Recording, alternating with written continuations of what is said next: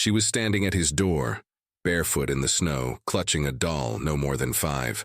"Will you buy me?" she asked. Her mother lay dying in the woods. She had no coat, no name, no one left to beg. And Jonas, who hadn't spoken to another soul in 4 winters, let her in. "If you believe even the coldest hearts can thaw, stay with us." The knock was too light for snow, yet it pulled Jonas Hale from his chair like a thread around his ribs. He stood slowly, boots creaking on the warped floor, and opened the cabin door into the white hush of a deep winter dusk. Snowflakes curled sideways on the wind like torn lace. And there, half sunk in the drift, was a child. She couldn't have been more than 5. Her cheeks were raw with cold, her lips pale and her feet bare. No coat, no hat, just a threadbare dress and a cloth doll clutched tight in both hands, its stitched face worn blank by years of holding. She looked up at him with wide, solemn eyes the color of riverbed stone. Her voice cracked like a twig under snow when she spoke. "Will you buy me, mister? Mama's real sick. I don't cost much." The wind blew silence between them. Jonas didn't speak. Couldn't. Grief had hollowed him so deep that words rarely rose to the surface anymore. His face, lean and bearded, didn't change. He simply stepped back and held the door open. The girl hesitated. Then, with the instinct of someone who'd knocked on too many closed doors, she stepped inside. The warmth hit her like a blow. She swayed on her feet. Jonas scooped her up, not gently but efficiently, and set her near the fire. The flames caught the edges of her dress, casting long shadows on the log walls. She curled into herself, doll pressed to her chest, eyes darting to the corners of the room, as if expecting it to vanish. He knelt in front of her. "Where's your mother?" "In the woods," she whispered. She fell, didn't get back up. Jonas stood. His coat was still by the door, damp from yesterday's storm. He pulled it on without speaking and lit a lantern, the glass fogging with his breath. The girl looked up, sudden panic in her voice. "Don't leave, she's not dead, just sleeping too long." "I'm not leaving," he said gruffly. "I'm going to get her." The snow had deepened since morning. Jonas moved like a man crossing a dream, half memory, half dread. The lantern swung at his side, casting golden arcs across the white. He followed the tracks, small and wide-set, until they vanished into a patch of spruce. There, against the roots of a tree, lay a woman. She was curled like something abandoned, hair dark with frost, hands open in the snow. Jonas crouched, checked for breath. Faint, shallow. Her skin cold but not yet still. Her eyes fluttered when he touched her shoulder. "Don't take her," she murmured. "She's all I got." "I'm not," he said, more to himself than to her.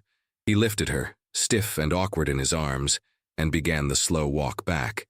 Inside, the girl hadn't moved. She watched with ancient eyes as he brought her mother in, laid her near the fire, and began stripping off frozen clothes with the detachment of a man tending a broken fence post. The woman didn't wake. Jonas wrapped her in blankets, set broth on the stove, and stoked the fire higher. Still no questions. Still no names. Just 3 souls in a single room, the air thick with heat and silence and something older than either. That night, Jonas sat in his chair by the window, staring into the black outside. The snow pressed against the glass like a memory refusing to fade. Behind him, the fire cracked, and the girl whispered soft nonsense to her doll. Jonas didn't pray. He hadn't in years. But he watched that woman breathe in uneven pulls and knew something in his life had shifted, quietly, irrevocably, as if a door he'd boarded shut had unlatched itself without permission. Outside, the wind howled across the ridge, but inside, a fire held, and 3 hearts beat in fragile rhythm. Jonas hadn't touched another human being in over 4 winters, not since the fever had taken his daughter, and not long after, his wife, gone by grief more than illness. Since then, his life had been stripped to routine, chopping wood, boiling coffee, mending boots with thread that frayed like his memory. His cabin had become a tomb built of habit, each room silent as a grave. But now there were 2 strangers inside it, one barely breathing, the other watching him like she expected him to vanish. The girl didn't cry. That unsettled him more than if she had. She sat curled on the floor, firelight flickering across her cheeks, doll wrapped in her arms. The fabric was patched with different cloths, floral, gingham, muslin, all stitched with clumsy love. The stitching reminded him of Lily, his wife, how she used to hum when she worked a needle through a torn hem, saying everything could be saved if you knew how to hold the pieces still. He kept his distance, sat in the rocker, hands wrapped around a chipped mug that hadn't held anything but black coffee and old memories in a long time. From time to time, he glanced at the bundle by the fire. Eliza, he learned later. But just then, she was no more than a shape of limbs and silence wrapped in wool. The girl finally spoke again. She don't like broth, but she'll drink it if you put sugar. He blinked. Ain't got sugar. She'll drink it anyway. He stood with a stiffness that hadn't left him in years, ladled some broth into a tin cup, and crouched beside the woman. Her lips were chapped, her eyes barely slits. But when he pressed the rim to her mouth, she drank. Just a little, but it was something. She's not gonna die, right? The girl asked softly. Jonas didn't answer, because he didn't know. Because even if he didn't know how to give comfort anymore. What's your name? He asked instead, not unkindly. Anna. That your doll? She nodded, hugging it tighter. Her name's Violet. She used to belong to someone else. The words landed in him like snow on skin, cold, light, but unmistakable. The doll's fabric, the crooked smile stitched in blue thread, the one black button and one brown. Jonas knew that doll. His daughter May had named it Violet too. He didn't speak, didn't move, just stared at it in the girl's arms, as though the years had folded in on themselves like paper set near flame. Later, when Eliza moaned in her sleep and turned onto her side, Anna patted across the room and sat on the floor beside her. She stroked her mother's hair with one hand, doll nestled in the crook of her other arm. You gonna send us back? She asked, eyes on the fire. No. Why not? He didn't have a good answer. Maybe it was the way the girl hadn't begged. Maybe it was the cold that still clung to her despite the heat of the fire. Maybe it was that damned doll. But something in him, something buried beneath years of frost, stirred. You can stay, he said, for now. She nodded, satisfied with that. He laid another log on the fire and stepped back outside. The air sliced his lungs raw, but he needed to breathe something that didn't carry the weight of memory. He stood on the porch, watching the snow fall like it had nowhere better to be. The light from the window spilled out onto the white, casting long shadows like reaching hands. Behind him, a child was warming. A woman was trying not to die. And something inside him, long frozen, had shifted. Not melted, not yet, but cracked, just enough to let in the sound of another voice. By morning, the storm had curled tighter around the cabin like a sleeping animal guarding its nest. The windows were frosted over, thin veins of ice tracing the panes like ghostly branches. Jonas moved quietly through the room, laying more wood on the fire, checking the kettle, glancing, always, at the woman who had not yet woken. Her breathing was still there, soft and irregular. Her skin had gained a hint of color, no longer that terrible gray that spoke of endings, but her body remained motionless beneath the quilts, as though she were weighing whether to come back or not. Anna stirred on the floor beside her, sitting up with a yawn that sounded older than her years. She checked her doll first, tucking its foot beneath the blanket, smoothing its imaginary hair. Then she leaned over and whispered something into her mother's ear. Jonas couldn't hear it, didn't need to. It was the kind of whisper that didn't ask for answers, the kind only hope understands.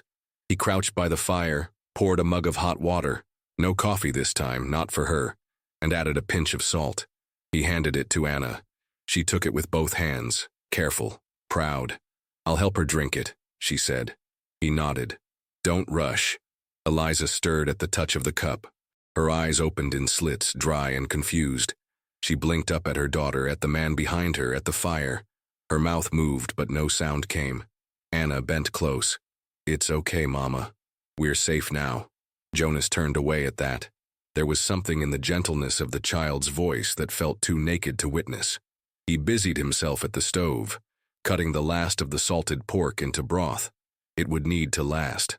Supplies were thin, and the snow showed no signs of stopping. When he turned back, Eliza was looking at him, her eyes, still dulled by fever, locked with his.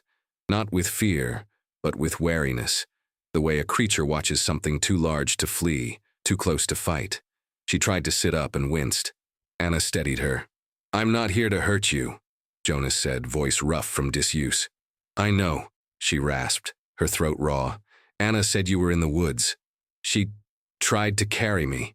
Her lips cracked with a ghost of a smile. Didn't make it far. She made it far enough. Eliza's gaze drifted around the room. Her eyes fell on the door, the fireplace, the table, the chair. When they landed on the doll in her daughter's lap, something changed. She reached for it, and Anna placed it gently in her hands.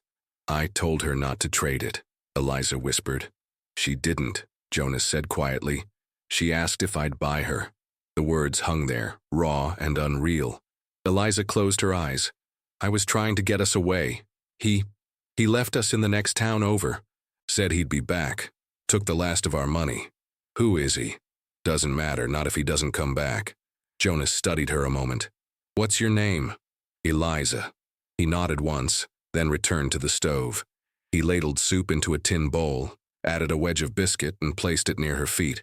You're safe here, he said, though the words felt strange in his mouth, like something borrowed. You need rest.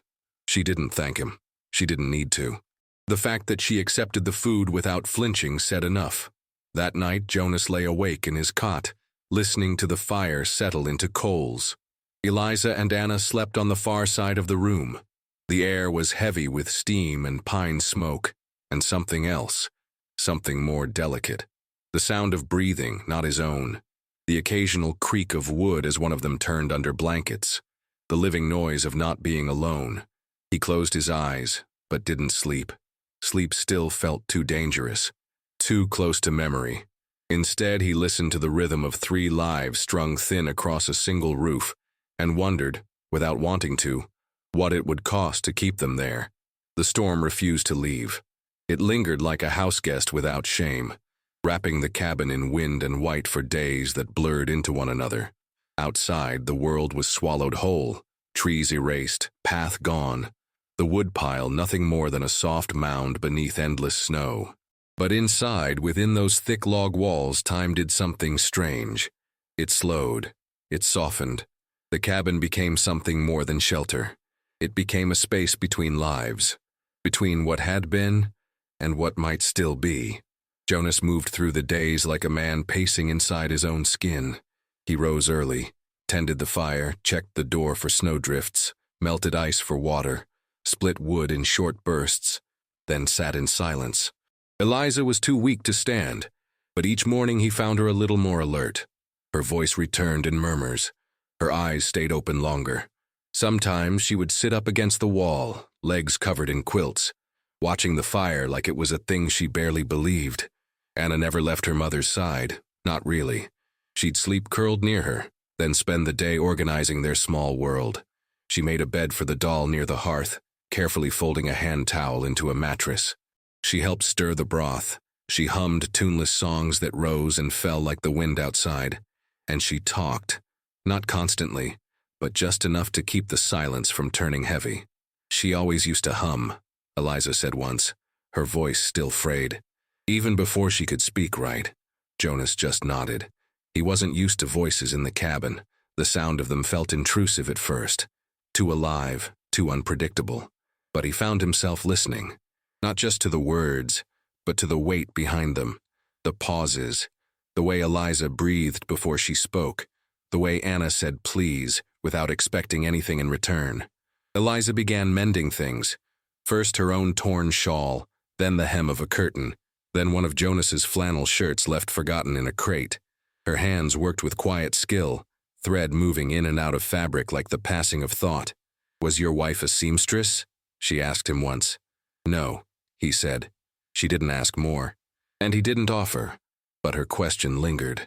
That night, unable to sleep, Jonas opened the cedar chest at the foot of his bed. It hadn't been touched in over 3 years. Inside were things folded carefully, as if waiting for her to return. A yellow ribbon, a child's bonnet, a half-knit scarf still looped on its needles, and at the bottom, wrapped in a square of linen, was the doll. He remembered when May had named it. Violet, after the wildflowers that grew near the stream. She used to carry it everywhere. It had a stain on the left arm from cherry pie. One button had fallen off, and Lily had sewn on a mismatched one, claiming, Every good doll needs something imperfect. Jonas stared at it for a long time. Then he wrapped it again and closed the chest. The next morning, he noticed the doll cradled in Anna's lap. He stared. Eliza saw the look on his face. Her lips parted. She found it at the edge of the woods, said it was in the snow. Jonas didn't answer. He just turned back to the fire and fed it another log, the embers crackling like bones. That day, Anna played with it more carefully than usual, as if sensing its weight. She wrapped it in a piece of quilt, brushed its yarn hair, and when she tucked it beneath her coat before bed, she looked at Jonas and said, "She remembers you too." He didn't reply. He couldn't. Instead, he stepped outside into the hush of falling snow, pulled his coat tight, and let the cold bite through him. Because inside the cabin, something was warming, and that terrified him more than the cold ever could. The wind outside moaned like an old sorrow, stretching long over the hills and trees. Inside, the cabin had settled into a rhythm that Jonas didn't recognize but didn't resist. It was built not of comfort, but of presence, of fire crackles, spoon against tin, a child's soft hum, the sigh of a woman adjusting her blankets. It was not noise. It was life, unpolished, unsought, but undeniable. Eliza had begun to rise each morning, slow and swaying, and sit near the stove with a shawl pulled tight around her shoulders. Her eyes no longer searched the door. She still looked tired in a way that no sleep could fix, but she'd begun to look outward again, not just inward toward memory. Jonas noticed the difference in how she held her hands, not clenched, not hiding, just open, resting. One evening, when the stew had cooled and Anna had fallen asleep beside the hearth with Violet tucked beneath her arm, Eliza spoke into the quiet. "You don't ask much." Jonas didn't look up from the tool he was sharpening. "Not much to ask. You want to know where we came from?" He paused, then nodded once. She folded her hands in her lap. The shadows flickered across her face, making her look younger and older all at once. "We were in Blue Rock for a while. He said we'd settle there. Bought me a dress I didn't need. Promised Anna schooling, church on Sundays.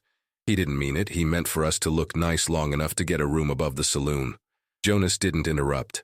"I worked cleaning linens, scrubbed till my hands cracked. He drank most nights, gambled others.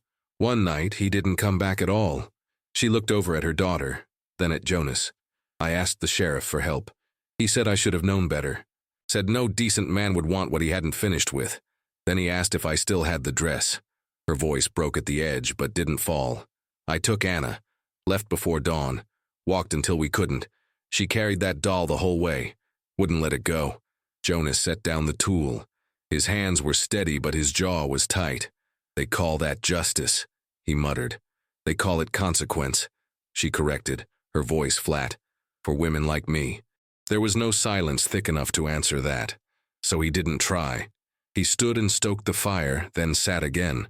When he looked at her, really looked, he saw the places where shame had tried to burrow in and make a home, and the places where it had failed. "She's different here," he said, nodding toward Anna. "Lighter." Eliza smiled faintly. "She's still got softness. I couldn't bear to see it go. She won't lose it. Not while she's got you." That surprised her. The kindness of it. The belief. A few days later, Anna began asking questions with the curiosity of someone no longer in survival. "What's this for?" she asked, pointing to his carving tools. "How do you use it? Can I try?" He gave her a block of soft pine and showed her how to hold the knife. She was careful, slow like her mother, hands small, brow furrowed with intent. She worked the wood each afternoon, tongue pressed to her lip, until a shape began to emerge, a bird with wings just barely lifted. Jonas helped her round the edges, smooth the beak. "Looks like it wants to fly," she whispered. He nodded. "Maybe it will." Each night she tucked the bird beside her doll, her treasures, her history, and Jonas. He began to sit closer to the fire, not near enough to touch but no longer apart. He listened to the hum of Eliza's stitching, the rise and fall of Anna's questions, and something inside him, long coiled tight with sorrow, began to stretch, slowly, toward warmth. By the third week, the cabin no longer felt borrowed. It felt shared. Not fully, not loudly, but in quiet ways that stitched themselves into the fabric of each day. A pot left warm on the stove. A shawl draped over the back of Jonas's chair. Anna's voice, soft and unafraid, asking if she could feed the fire this time. The snow outside still rose thick as walls, but within those logs, something unfamiliar had begun to settle. Not ease, not yet, but a kind of peace. They cooked together now, when food allowed. Eliza took over the skillet, slowly reclaiming the confidence of her hands. Her movements were precise, thoughtful, the way only someone who'd gone without could be. Jonas had never tasted cornbread the way she made it. Coarse, smoky, with a touch of wild honey that she found tucked in the back of the cupboard. "I thought it had gone bad," he said the first time. "Sweetness doesn't spoil," she answered, not looking up. "It just waits." He didn't know how to respond to that.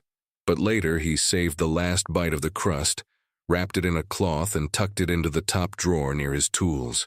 He didn't eat it, just kept it. One morning Eliza found the cedar chest open. She didn't touch anything inside. She simply sat before it. Her fingers hovered above the ribbon, the small bonnet, the unfinished scarf. The air around it felt sacred, heavy with memory.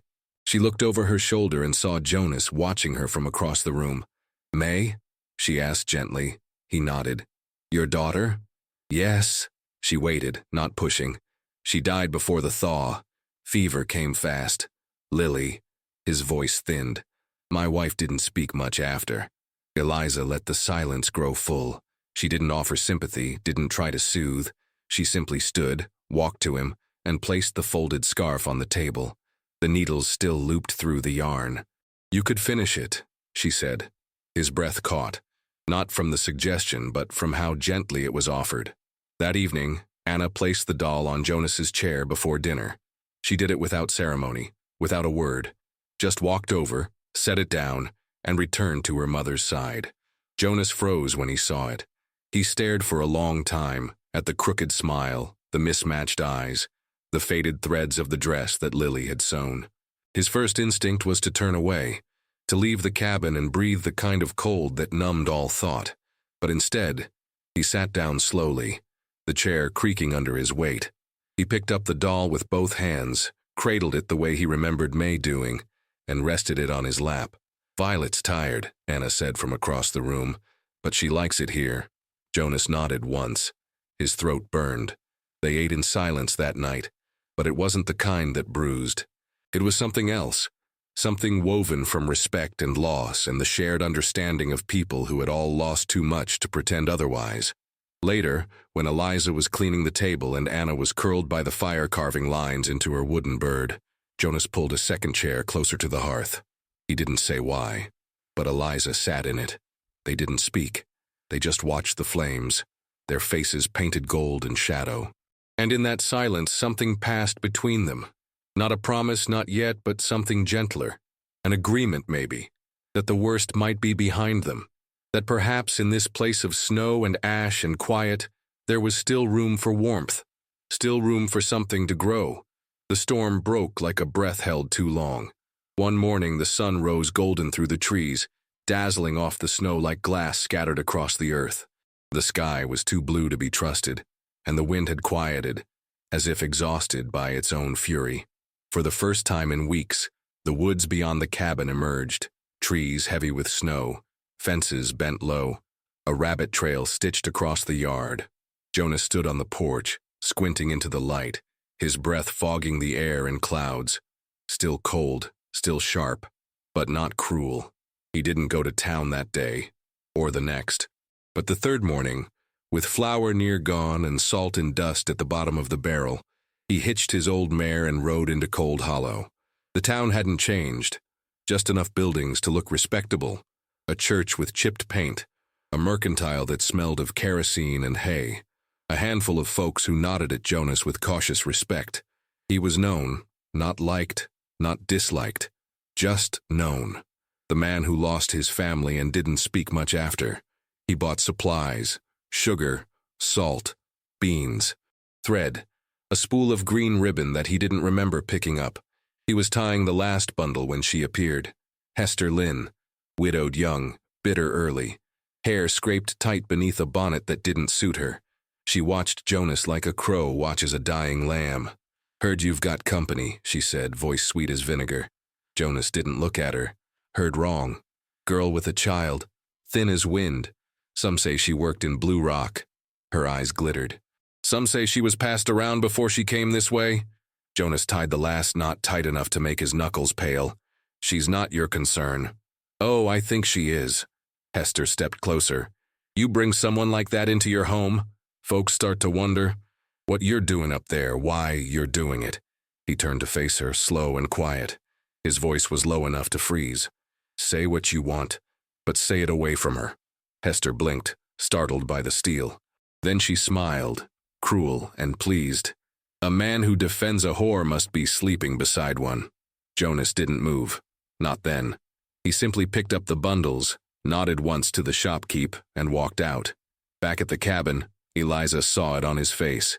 The shadow of words that had clung to him like burrs. "What did they say?" she asked, her voice like thin thread. Jonas didn't answer. Anna was in the loft, arranging pine cones into neat rows. The doll rested nearby, seated upright, arms folded like she was listening. "I should go," Eliza said. Not angry, not panicked, just quiet. "It's not right. Us being here, we make it harder." Jonas shook his head. "You think I care what they say? I think you cared once." He looked away. "That part of me died." Eliza didn't argue. She just gathered the hem of her dress in her hands and stared at the floor. That night, Jonas stepped out to bring in wood and saw them. Prints in the snow. Large, deep, too fresh. Not his. Not from the mare. He followed them halfway to the edge of the clearing, just far enough to see where they paused, then turned back the way they came. Whoever it was, they'd come close. Watched. Left. He returned inside without a word. Locked the door. Later, while Eliza stitched in silence and Anna lay dozing with the doll, he sat by the fire with his rifle across his lap. Not for show, not for fear. Just ready. The man came at dusk. The kind of dusk where light thins but doesn't vanish, where shadows stretch long like memories you can't quite outrun. The woods were still. Not quiet. Nothing in nature is ever truly quiet. But still, like a breath held. Jonas saw him before the dog barked. A figure at the tree line, tall and broad, coat flapping in the wind like a vulture's wings. He didn't call out. Just stepped forward into the clearing, slow and easy, as if the land were already his. Eliza froze when she saw him from the window. Her lips parted, but no sound came. She stood so suddenly the sewing basket toppled, spools of thread rolling like startled mice across the floor. Jonas rose, rifle in hand, but didn't lift it. "Stay here," he said. "No," she whispered. "He won't talk to you. He'll want me." Jonas looked at her, really looked, and saw the tremor in her hands, the tightness at her mouth, the familiar slump of someone preparing to beg. Then we face him together. They stepped outside as the man reached the porch. He stopped when he saw them, his face shifting from smug to surprise to something darker. "Eliza," he said, voice slick with ownership. "Didn't expect to find you tucked away in a hole like this." She didn't answer. The man looked at Jonas, sized him up like a wolf might a fence. "You her new keeper? Or you just letting her warm your bed in the cold months?" Jonas didn't blink, didn't move. "She's under this roof. That's all you need to know." The man snorted. "I've got claim she was mine, and the girl, that's my blood." "No," Eliza said, voice brittle. "You left us. That don't change the fact." Jonas took a slow step forward, not threatening, not retreating. "You came here thinking what, that you'd take her back after weeks in the snow? After she nearly died? She's my property," he spat. "She's not a horse," Jonas replied, voice low. "Not a coat you lost in town." The man reached for something at his belt, and Jonas shifted his weight, just enough. The rifle stayed down, but his stance changed, like a tree bracing against storm. Eliza stepped forward. "No," she said. "No more men deciding for me." The man blinked.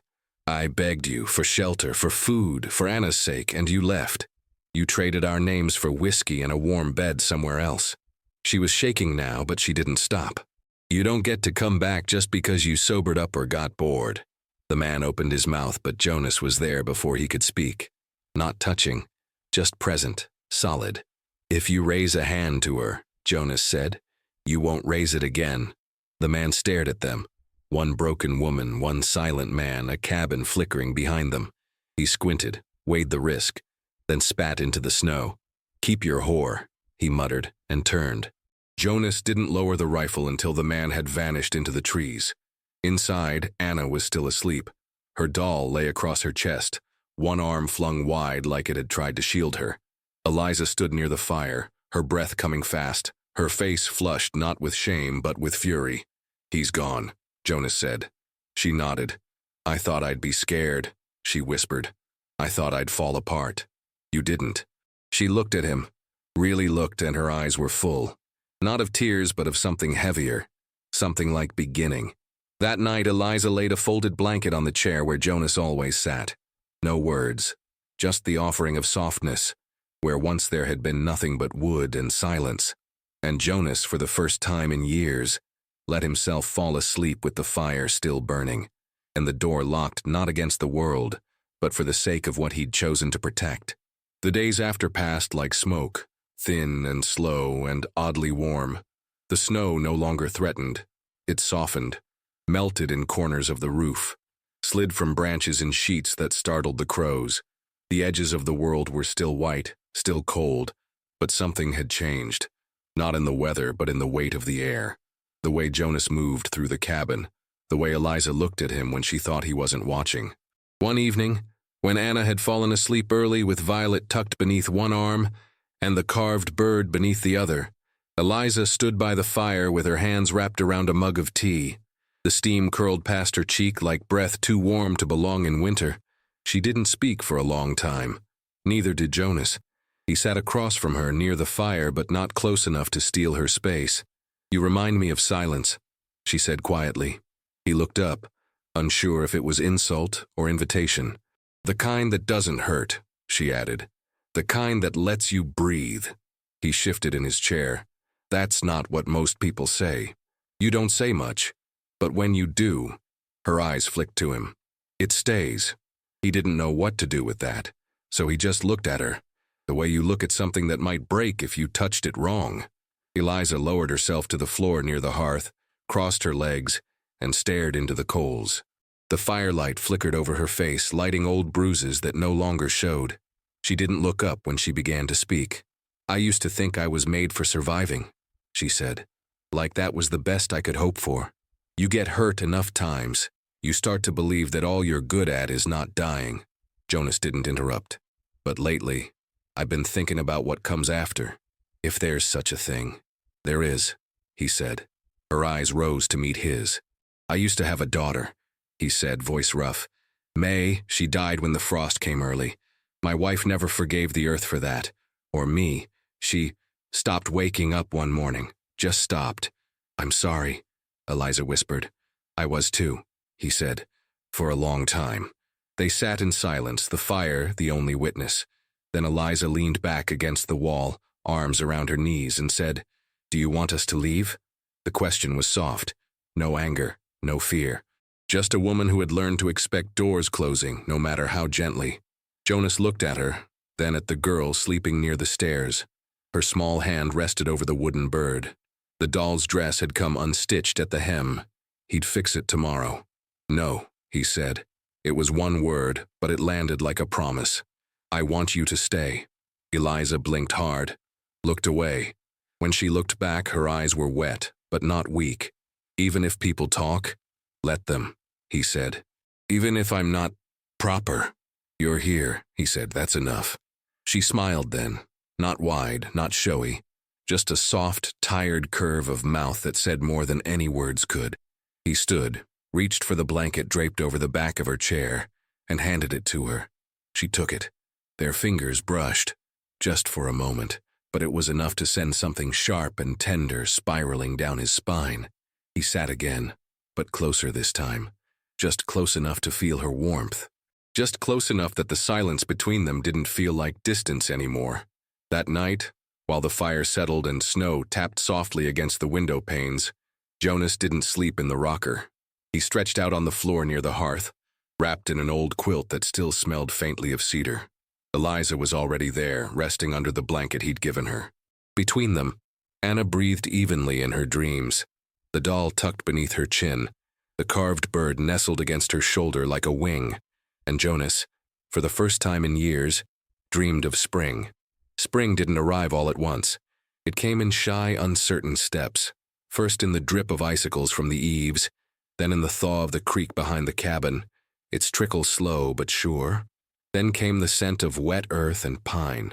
Green fought its way up through the brown, and one morning Anna ran outside barefoot, shrieking with laughter, because the snow was finally gone from the porch.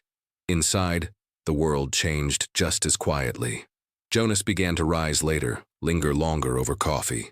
He let Anna help him with the kindling, showed her how to sharpen a blade without slicing the edge, taught her how to listen for the hollow thud that meant good wood. Eliza planted onions in a row of old crates, her hands in soil like someone remembering how to claim the earth. She hummed as she worked. The tune had no name, but Jonas found himself humming it too later, when he was alone. He built her a chair, not the rocker, a new one, sturdy, pine curved at the back. He didn't ask her what she wanted. It just came to him, clear and simple, as if his hands already knew. Eliza found it on the porch one morning, a folded blanket resting on the seat. She didn't say thank you. She just sat in it every evening after supper, with her shawl over her shoulders and Anna curled up at her feet. That was thanks enough. Some days the cabin felt fuller than it had any right to. Boots by the door. A small apron hung from a peg. The scent of herbs drying above the stove. Jonas didn't move through it like a guest anymore. Neither did Eliza. They moved around each other with ease like people who had learned to share air and quiet, and work without asking too many questions. There was laughter now. Not loud, not constant. But there. Anna's especially. She laughed in bursts, like a bird startled into song. When she did, Eliza always turned to look at her, as if needing to memorize the sound in case it ever disappeared again. Jonas never said anything about it, but sometimes when no one was looking, he smiled. One afternoon, Jonas found himself carving again. Not tools or fence pegs, but small things. A horse with no tail, a spoon too wide, a bird in flight. He left them by the hearth for Anna to find. She always did. "You should teach her," Eliza said once, gently. "I am," he replied. That night, while putting Anna to bed, Eliza paused at the edge of the loft and called softly, "Say good night." "Good night, Mama," Anna mumbled sleepily. Then, after a beat, "Night, Papa." Jonas froze where he stood near the fire, his hands stilled over the carving in his lap. Eliza turned slowly, eyes wide, not afraid, not even surprised, just holding something tender. Anna didn't repeat it, didn't explain. She just curled into the blankets with Violet tucked in her arms, and the wooden bird pressed beneath her chin. Neither adult said a word. But later, after Anna was asleep and the fire had burned low, Jonas reached into the chest and pulled out the frayed dress Lily had sewn for May's 6th birthday, the one with the tiny violet stitched around the hem. He folded it, careful, and placed it beside Eliza's mending basket. The next morning Eliza took it without question, washed it, restitched the loose seams, and when it was done she hung it beside Anna's coat on the peg by the door. The doll sat now on a shelf above the hearth, no longer clutched in sleep, no longer traded in fear. She faced the room like a quiet witness. Beside her sat the wooden bird, its wings slightly crooked, and between them, a single green ribbon, looped but not tied. No words marked the change, no grand declaration, just warmth where cold had lived, just presence where absence had ruled, and a cabin that no longer echoed, because it no longer needed to. The world around the cabin didn't ask questions. The trees didn't judge. The wind had moved on. Even the crows stopped watching so closely. Spring crept in like forgiveness, slow, tender, and half-believing. The snow that once buried their door now soaked the roots of wildflowers, coaxing color from dirt that had seemed long dead. Life returned in pieces, a bud here, a drip there, a bird song cutting the morning silence like a thread through cloth. Inside, the rhythm held. Not perfect, not polished, but real. Jonas still rose early, though not before the sun. Eliza still mended things no one asked her to fix. Anna kept her collection of treasures near the hearth. Pine cones, buttons, a piece of ribbon with a knot in the middle. The doll stayed on the shelf, quiet, dignified, no longer burdened with saving anyone. And the bird, it had been moved to the windowsill where it watched the sky as if waiting. One afternoon the knock came again. Not soft this time, not like the first. This one was firm, familiar. Jonas opened the door to find Hester Lynn, wrapped in a gray shawl and frowning against the sun. Her eyes darted past him into the cabin where Eliza sat near the table, flour dust on her hands, sleeves rolled to her elbows. "I came to see if the rumors were true," Hester said without greeting. "They're not," Jonas replied. She sniffed. "They say she's still here." "She is. That she's playing house, using your name, eating your bread." "She's not using anything," he said. "We share what we have." Hester's eyes narrowed. "She's not your wife." "No," Jonas agreed, "she's more than that." It silenced her for a beat, long enough for the breeze to pick up, carry the smell of rising bread and wet pine between them. Inside, Anna laughed, just once, high and bright. Hester flinched like the sound had struck her. "She'll ruin you," she said, quieter now. Jonas didn't answer. He didn't need to. Hester stepped back, her face unreadable. She turned and walked down the path without another word. Jonas didn't watch her go. He simply closed the door and stood with his hand on the latch, breathing in the stillness she'd left behind. Eliza looked up from the table. "Everything all right?" "Better than all right," he said. She smiled. That evening, they ate together outside for the first time. On the porch Jonas had rebuilt the previous fall. The new chair sat beside the old one. Eliza rested there with a book in her lap, not reading, just holding it. Jonas whittled a fresh piece of cedar.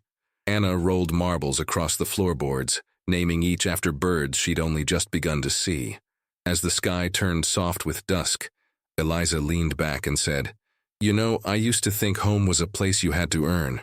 Jonas looked up. "Now I think maybe it's just where someone lets you rest." He didn't answer, but he reached across the space between them and let his hand rest lightly over hers. She didn't pull away. The touch was simple, human, but it held the weight of everything that had come before. The silence, the storm, the knock, the girl with bare feet, the woman with shame she didn't deserve. By the hearth inside, the doll watched from her place on the shelf. She had traveled far, been clutched in fear, offered in desperation, held like hope. Now she rested beside a carved bird with crooked wings. Symbols, maybe, of what's lost, of what's mended, of what stays. Below the shelf, a small clay pot held a violet plant that Eliza and Anna had coaxed from the garden bed. It bloomed purple and stubborn. Against all odds, against the cold, the house wasn't quiet anymore. But the sounds it held, of water boiling, of laughter slipping through cracks, of footsteps pacing with purpose, were the sounds of something whole. Not perfect, not without scar, but whole.